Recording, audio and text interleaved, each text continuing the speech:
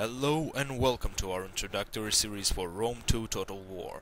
Today we are gonna talk about units and how they interact with each other. Now, you might say that the game should already be explaining it, but the tutorial skips most of the tips and counters, so we might as well do it. Plus, we will include some other tactics and some tricks in which you can change the course of the battle. Our first unit is going to be Sword Infantry. These guys are very versatile and very flexible. These units used to form backbones of many of the ancient armies, such as Rome and many of the barbarian factions. As you can see, I currently am commanding the Germanian army, and so these guys are represented with the sword symbol. Sometimes this symbol is in a square, but sometimes it's in a diamond. It doesn't really matter. And obviously, as you can see, it is a very heavy melee infantry. There are other types too, but usually the light and medium are not always cost effective. So unless there is a change in the balance of the lighter units, you should keep using the heavy ones, such as Swordmaster or Arvanian's Oathsworn. The stats that are underneath the green square underneath is their morale. As you can see, they are now confident, and the leg symbol underneath is fatigue. It shows how tired they are. The morale is a very important stat because if it runs low, your unit's fighting ability reduces, and if your units get broken morale, then they refuse to fight and run away. In Total War, you are never trying to just kill off all the enemies. What you're trying to do is just breaking their morale. That is very important to keep in mind, because if you can break their morale, they will no longer be able to fight, and you win when all the enemy units rout. Plus, in the campaign mode, you can use your cavalry to take out the running enemies. Fatigue underneath is also an important stat. Perhaps not as important as the morale, but it has an effect on the morale and the fighting ability. When your units are tired, they cannot run as fast, they cannot fight as well, and their morale reduces considerably. Right now, I'm not sure about how much it gets reduced, but it is not as much as it was in the previous games, such as the medieval Total War, where if your unit was exhausted and if you put them into a fight, they could be defeated by almost anything. At least that was my experience. So now about the deployment of these units. Now, let's say you are in the deployment phase, just like I am now. What you would want to do, you can deploy them in squares, but since the individual unit AI does not surround the enemy by itself, you would want to deploy them in a line, not in a one or two line, because this formation has an advantage of, if you can engage a other unit like this one, as you can see, your soldiers, in order to engage, will have to flank them and surround them, and that way you can fight more units simultaneously, and most importantly, units that are flanked, they receive a negative morale, a considerable negative morale, so you should always be trying to do that. Now, the trade-off for this formation is that they will be weaker against cavalry. If cavalry charges, like from here, then most of them may die. However, it is because the mass or your men will not be able to brace each other to stop the enemy cavalry charge, and cavalry can easily break through your lines and can take out your ranged units that you are trying to protect.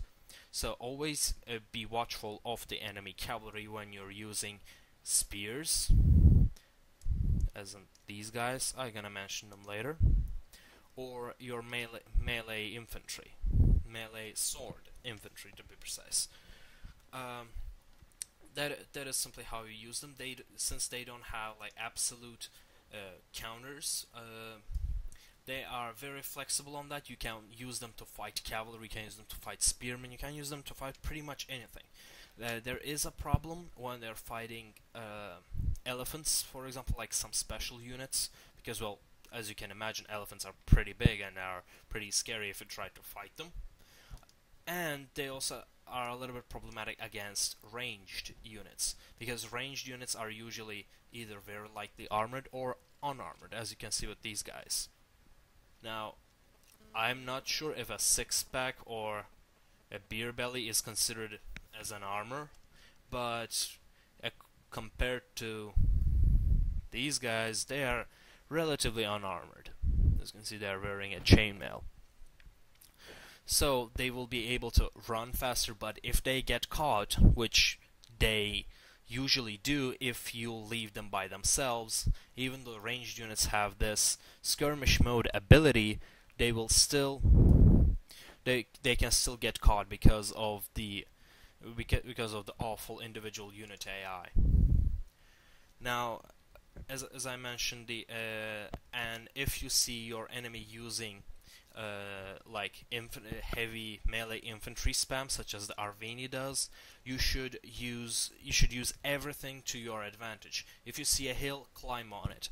If you can, then flank your enemy. Use your numbers, etc. But if your enemy is using an Oathsworn spam, then you have pretty much very low chance to win, because it is very easy to use, and in the hands of a even above average player, you will probably lose, because they are practically better than any other melee infantry, and they, as I mentioned, they don't have a direct counter.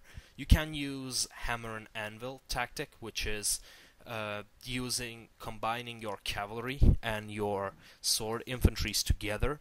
Your sword infantries can hold your enemy while cavalry charges upon from the behind of your enemy, causing a great morale damage. But the thing is, most Arvini players also have cavalry, so if you have the cavalry advantage, then you can use that to your advantage. You should always keep that in mind. That tactic is always good and valid. Just don't keep your cavalry just waiting because you don't think they can't take on enemy infantry. You can still use them to flank them. This is the combined tactic that you can use with the sword infantry. So your infantry serve as an anvil, and your cavalry serve as a hammer to hit on the enemy. That is basically how to use the sword masters. Now, an important thing about the units in Rome Total War, they have special abilities. They usually have either one stance or maybe two abilities. As you can see, my sword masters have two abilities and one stance. The stances are also can be considered as abilities, but the difference is stances are when activated. They stay active until you deactivate them, and they usually make drastic changes on the unit. As you can see, this one gives bracing. Whoops. This one gives bracing, armor strength, melee defense, shield strength. It basically increases the defense of your unit. The everything that is shown in green text increases when you use that ability, and everything in the red text reduces when you use that ability. Now, from this, you can assume that it increases the defensive ability of your units, and you would certainly be right. Different factions and different units have different stances and different abilities, even though if they are the same type of unit. For example, Romans instead have a testudo, a tortoise formation, for which they're pretty famous about, and the barbarian factions have this frenzy and headhunt ability. The frenzy is a very interesting ability. It increases the charge damage and weapon damage. It means you should use it at the start of the engagement before you engage to increase your damage and maximize the enemy casualties. But there is one trade-off. After it passes, it causes lots of fatigue to your units. As I mentioned, fatigue has an effect on morale and fighting ability, but it applies after it passes. So if you want to use your units in short bursts, this is your ability. I prefer to use it right before I charge into a large battle. That way I can give the maximum casualties to my opponent. And then there's the Headhunt. Headhunt is basically, in other games, is a berserking ability.